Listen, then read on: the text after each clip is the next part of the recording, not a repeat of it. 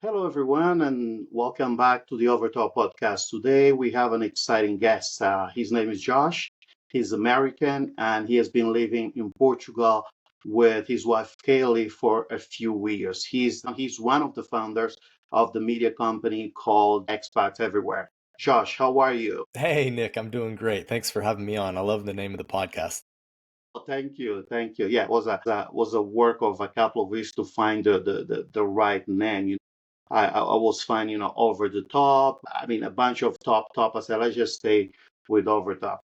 Josh, so Nice. I do understand you guys have started living abroad since 2009. Is that correct? Yep, that's correct. Okay. And tell me how that this happened.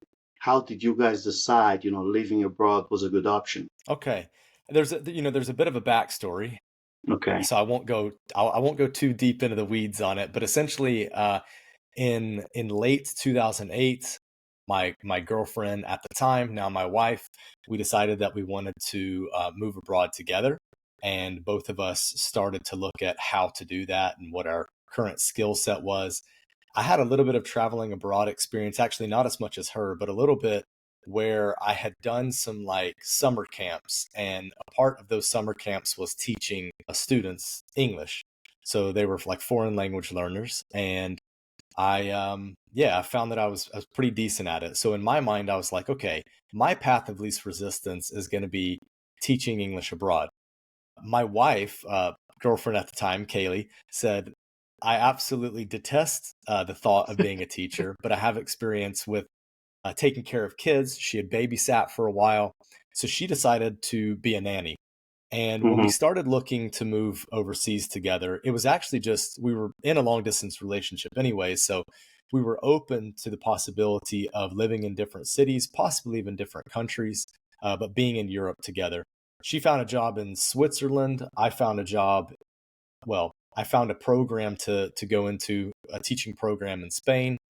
And we kind of settled on Europe. And then before we ended up moving, both of us ended up switching paths a little bit, and we ended up in Madrid together. So Kaylee was an au pair with a family in the Okay. northern part of Madrid, and then I was doing a university program that is an education program that was in the city of Madrid, and then I also had a an apprenticeship at a school, so I was teaching there. So that's how we got started. Okay, interesting. But I believe my first question should have been, how is the life in your new apartment? Because I understand you guys moved to a new apartment, right? How are things going there? Is Yeah, everything fixed here up in now? Porto. Yeah, finally, we're getting everything settled. Whenever there's a new construction that's done, there's a lot of things that just aren't switched on. Like, and it isn't like just switching a master switch and everything turns on. There's like little knobs that have to be turned. And I think the last one got turned yesterday. So now our hot water is Nice. working properly, and we don't lose temperature after like 30 seconds. Yeah, yeah. We're coming into the winter. It's important. Yeah, it is important. It's funny when I was watching that video about you guys into the new apartment, and at the beginning, Kaylee, your wife, said, "Okay, yeah, the one thing you guys gonna find strange is that we gave our daughter the master bedroom, and that was oh, those are the perks of being a parent, the master bedroom." And then later on, when you guys went deep into the video, you explained it's because of the bathtub. It was because of the bathtub, right? Yeah. Yeah. Yep. Okay. Okay. We're not That we're was not bathers, but she loves to bathe. okay. That made more sense. Made more sense. And you particularly went because I understand that you decide or you found that you could be a teacher while in Slovakia, right? Teaching and coaching kids Yeah. soccer, right? So that's where the spark of teaching came about, right? Tell us a little bit about that period of your life. Yeah, that's exactly right. You've done your homework, sir. So, Thank yeah, you. I was doing a summer camp in Slovakia, and I got a really good rapport with these kids very fast. I think I'm a child at heart, so I got this really good rapport with kids, and I saw that they were eager and willing to learn from me. Uh, so, yeah, I mean, that was kind of it. I realized in my heart that I could become a teacher. So for the next 10 years, that's what I did. I taught, and then kind of slowly. grew this side hustle hobby of a media company into a business that we call Xpats Everywhere. Okay.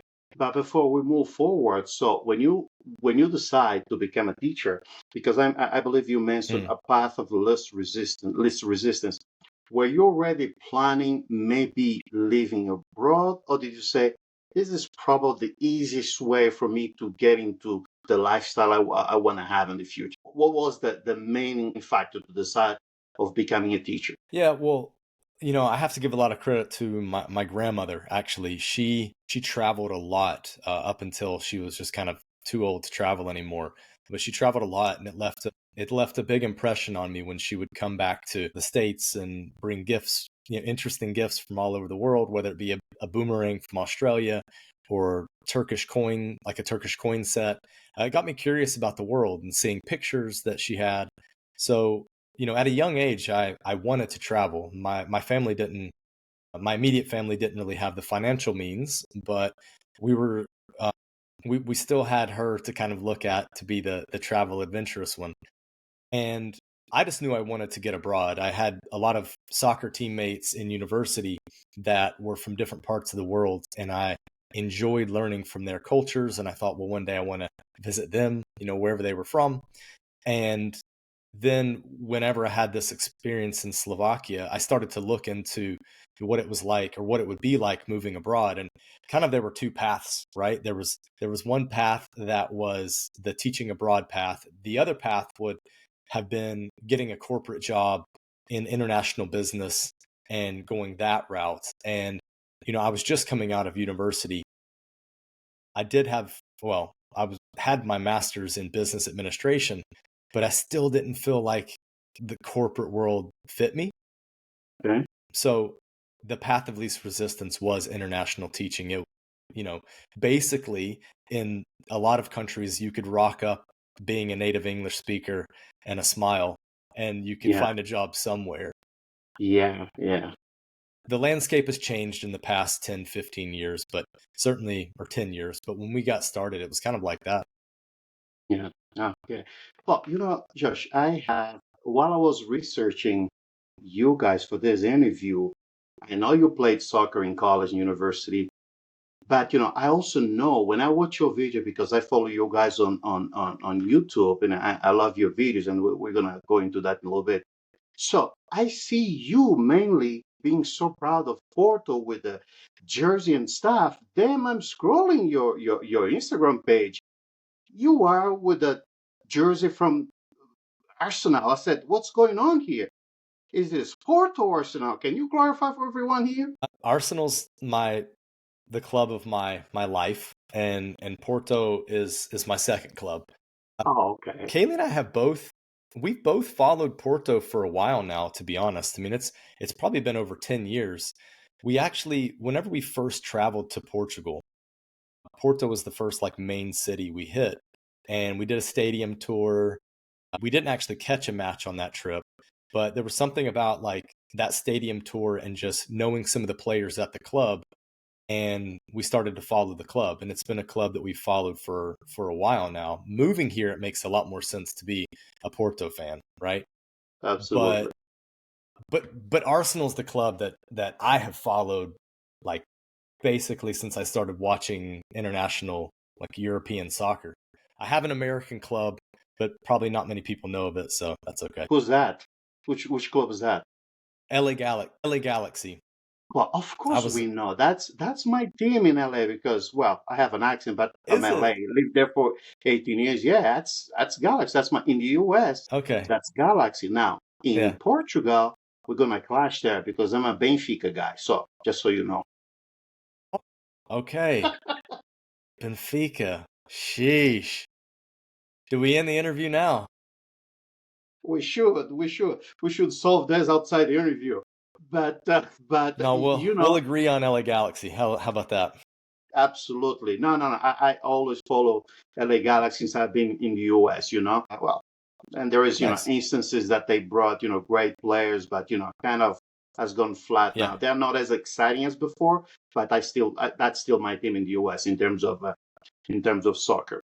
But Josh, Nice. How does one begin to, I mean, this type of business you guys have?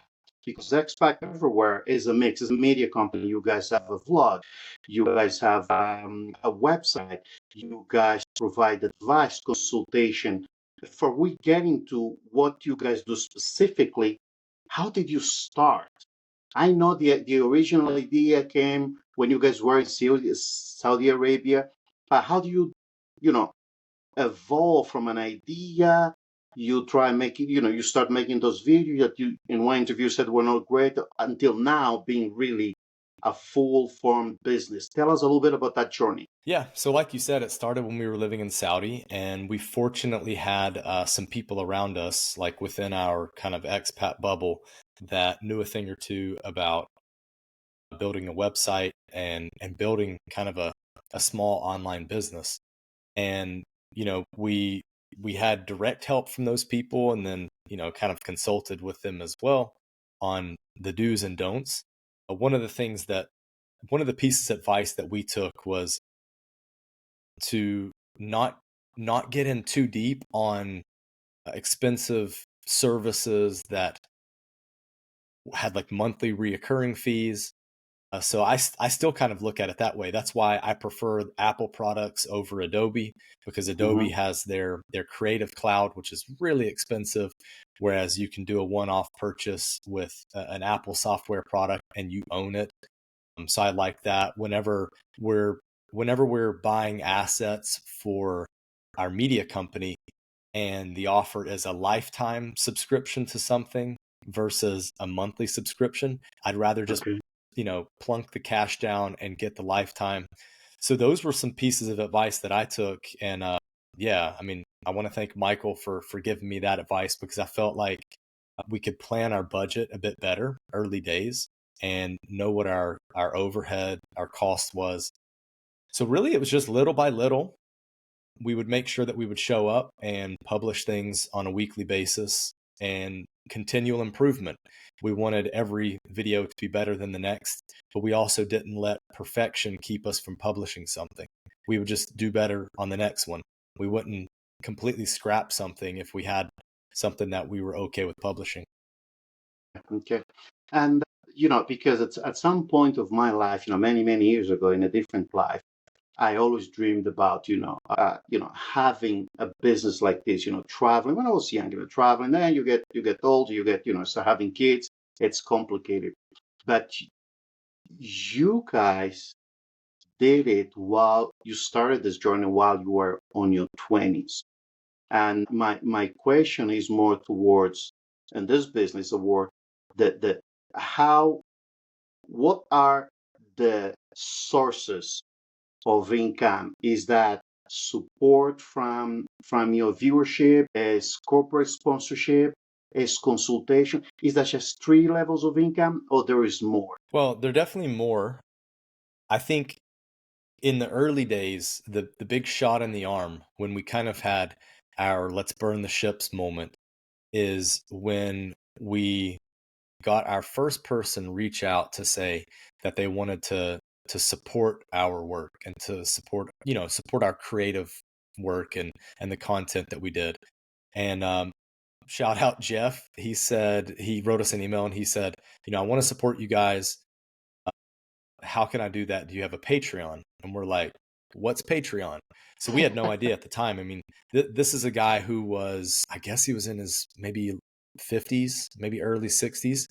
He knew what Patreon was. We didn't. So he told us about Patreon, and I guess he had supported some other people. And we looked into it. We were like, oh, we can start one of these. And very quickly after starting it, we had people joining, and it gave us the platform where we could say, okay, this is enough money where we can take this, we can spend this amount of money on the business growing it while we have our remote work, and while we're trying to like really get this thing off the ground. And then within a couple of months, like we had enough to where it's like, okay, burn the ships, let's go completely, like burn the ships. One of us can go full time into this. And to the next part of your question, so Patreon is one, YouTube AdSense is another. We have built digital products like courses. So that's Yeah, I've another. seen that. We got into consultations mainly because people wanted it. We would have people reach out so often saying like, "Can I book a call with you?" So we finally did that, and it's Kaylee. Kaylee's more in tuned and inclined to do those calls. I'll do it on certain occasions if people need it. And then we have more traditional means, which would be video sponsorships and then also affiliate marketing, which are different, Okay, right? You have companies that are paying for advertising, but it's in a different way. So for your listener, on the video sponsor side, you'll have a company email and say, we would like you to sponsor this video or sponsor us in a video. We will pay X. There'll be some sort of negotiation. And then on the other side of it, the affiliate side is, if you use a product or service and you talk about it and you have a link that then people use to buy that good or service, you can make a commission off of it. So okay, those are the main ones. We tried merch. We like the idea of merch in terms of like people buying stuff that you create because we're very creative people in that way. correct. But we always feel bad like selling it at a price that we wouldn't pay necessarily. Like I'm not a guy that'll pay like $30 for a graphic t-shirt. I'll pay 20.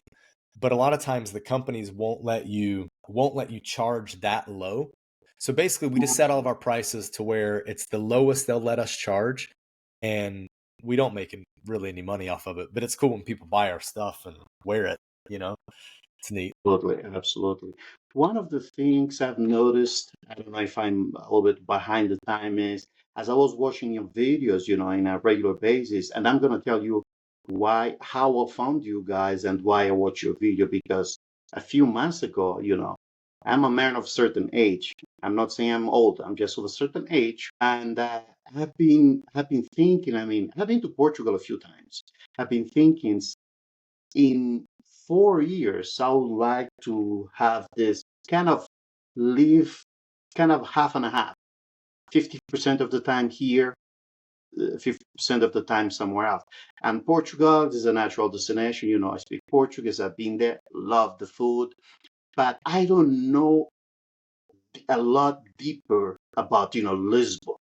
So then I started looking is when I found all this channel and I selling yours. You are one of the top three I like the most in terms of traveling blogs and things like that. But and I've noticed something. You guys started with those videos just providing information, how the cities were, etc., etc. Now you guys are actually interviewing expats that are living in Portugal, right? Which I thought that was a good thing. That was kind of an evolution. Now we're going to hear from people that actually live there, not just from Josh and Kelly. How that idea came about? Is just a response to requests from your audience? Was just a natural evolution on the business. That's a great question. So essentially, it was kind of getting back to our roots. So what happened was when we first started the channel, we had an idea in mind on what we wanted the channel to be. And it was initially telling the story of expats everywhere. So foreigners that were living in a wide variety of places all over the world, doing different things. And what we realized when we were living in Saudi is we had a bunch of work colleagues that had a wide array of experiences around the world. So we had interviewed a bunch of them and just basically backlogged until we could edit them and then release them on a weekly basis. Side note about Saudi, when you're teaching at a school there, there's not a whole lot to do outside of work. So generally you get a hobby. And if you don't get a Okay. hobby, then you go crazy. So we decided instead of going crazy, let's just get a hobby. That sounds better, more productive. So we had interviewed a bunch of people, and they were all interviews. Like we didn't do any talking head videos whatsoever. But that was a problem because as we started to grow the YouTube channel, we were noticing a couple of things. And the major thing is that most people wouldn't come back. There was no anchor to the channel. And Okay. the anchor should have been us bringing people back. So we actually talked to a YouTube consultant, and that person basically said, like, you all need to get on camera more, and you need to tell the audience about you and give them a reason to come back. And so we started to get on camera more. We we started to vlog more, and we were vlogging our experience of what it was like moving from the United States to another country. So then by the time we were able to kind of get back here, COVID restrictions had kind of lifted. We realized, all right, enough of the kind of digital or online interviews. Let's get in the same room as people, so there's no lag. There's real Yeah. emotion that can be had, and let's start interviewing people again. So So there was sorry, probably a George. noticeable Sorry gap about in our this. channel. Sorry Yeah, about this there. So, but anyway. you don't have to apologize. This is a podcast, though. It's different. We love podcasting. Now that we're back in the podcast space, no, it's just for a video, especially a YouTube video that's real tight, like 15 to 25 minutes. It's real tight, Yeah. and you've got to unpack a lot in a short Correct. amount of time. It's easier, I think, to do it in person. So we just got back into it naturally. That was it. But it was always what Xpats Everywhere was about, was telling other people's experiences. There's a cap on those videos, though.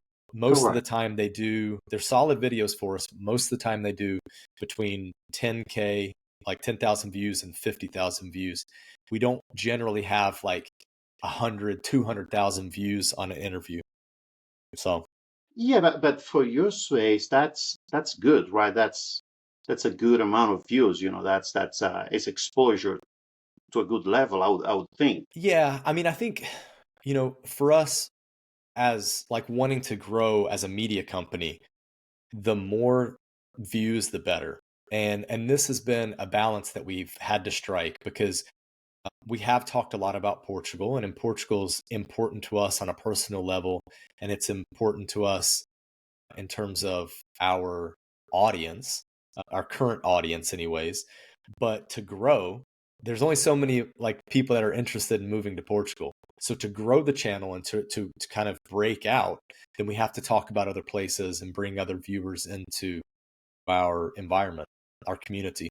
So that would be my next question. So that's the natural stage of the evolution in the company, right? Is to expand, the amount of countries that in Europe, I'm assuming that you're going to talk about. Is that accurate? Yeah, I think that's accurate. I mean, if people were to go back and look like 5 years ago, 7 years ago at the channel, they would see it was almost like a shotgun approach of like countries that we would talk about. We were talking about everywhere. And I think that caused some growth issues, because if someone's interested in moving to Portugal and then we start talking about Mongolia the next week, there's too big of a disconnect there.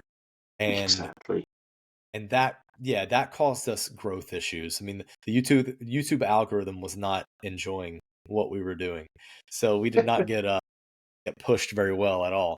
We've started to figure some of that stuff out, but it's a work in progress. Yeah, one of the things that make you, I know almost all the travel vlogs and blogs are people actually are there. They go, physical on the place, but most of them they're just passing by. They draw for a couple of days, they talk about the place and move on. What make your guys' channel, your guys' business for me better is because you guys are living there day to day. I know there's many other ones, but I watch yours. You guys are there day to day, and you provide information based on your experience, most of it. And the other thing I want to give you props is the way you provide information each city. Again, I've been to Portugal a couple of times, a few times actually, because I'm original from Angola, Africa. So I always stop in Portugal before, continuing the trip. But one of the things you guys do very well, it's like you guys don't do much of anything. I watch videos, I see those gals, walking through the city, saying this is this place. You guys do different. You guys actually talk about walkability, the neighborhoods, the place to go. You guys link with the people that might have family, the parks, and then you throw a little bit of finance, if you will, the cost of an apartment. That is amazing. I've been to Portugal so many times. I don't know if I decide to go there, I will live on Avenidas Novas neighborhood prop. And because you guys, the information provider said, wow, I was telling my girlfriend, this is the place. If we live in Lisbon, that's going to be the place. How did you guys come with that idea and be, all that much information that is necessary, but in short amount of time? Yeah, we basically just wanted to create a video that we like, information that we wanted. It's like, and that's really how Expats Everywhere as an idea started as well. It's like we were just basically looking for this type of information, and since it wasn't out there, we decided to create it. Well, talking about these city guides that we create, or neighborhood guides even, that was the Yeah. same thing. It's like, okay, what are the important things that we want to know about a place? Because we were mainly looking at this from the lens of to live here versus to travel this destination. And that's our approach.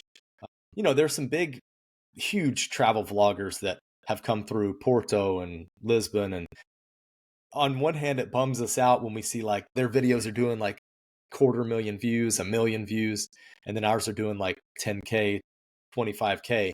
But we also know that we're reaching our audience in a more impactful way than just showing them the highlights. Like, we're getting into the granular things that are actually going to impact their move. So that's it. That's it. Okay. Now, I have a couple more questions before I let you go.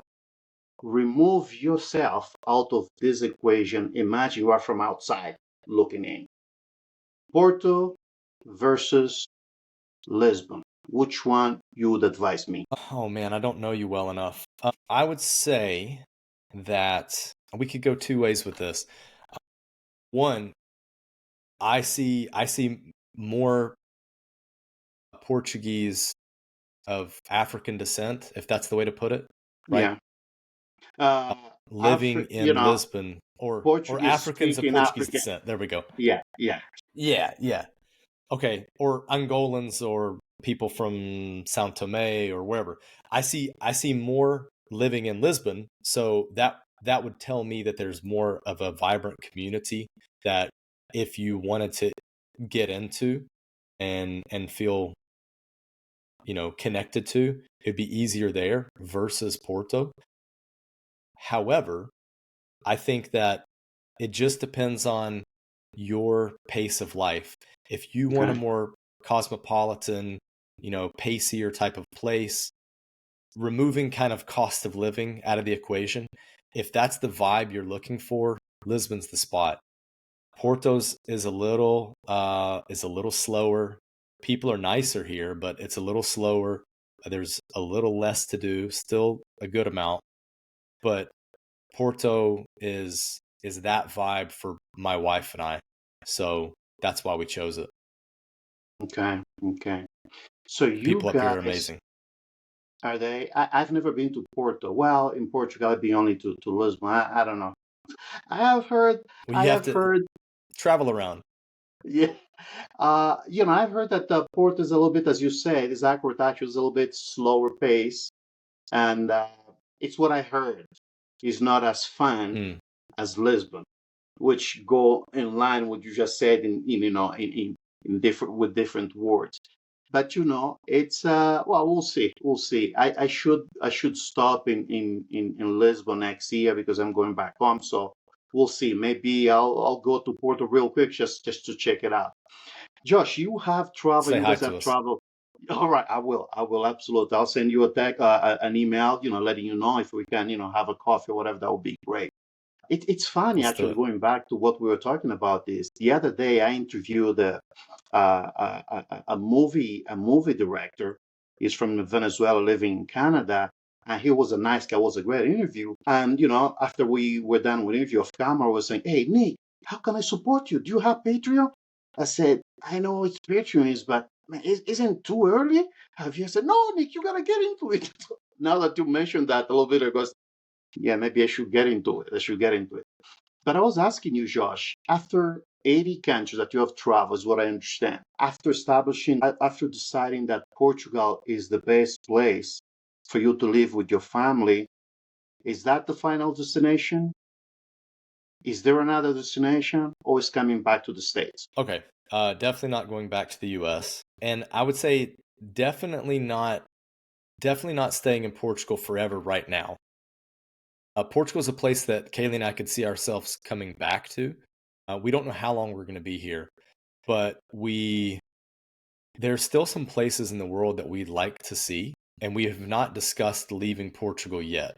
So I know Oh, the okay. answer is all over the place, but that's the truth of it. Like one thing we know about ourselves is anytime that we talk about the next place, we always figure out a way to make that next place happen and we move. And we're very, very happy here and we want to stay here for the foreseeable future.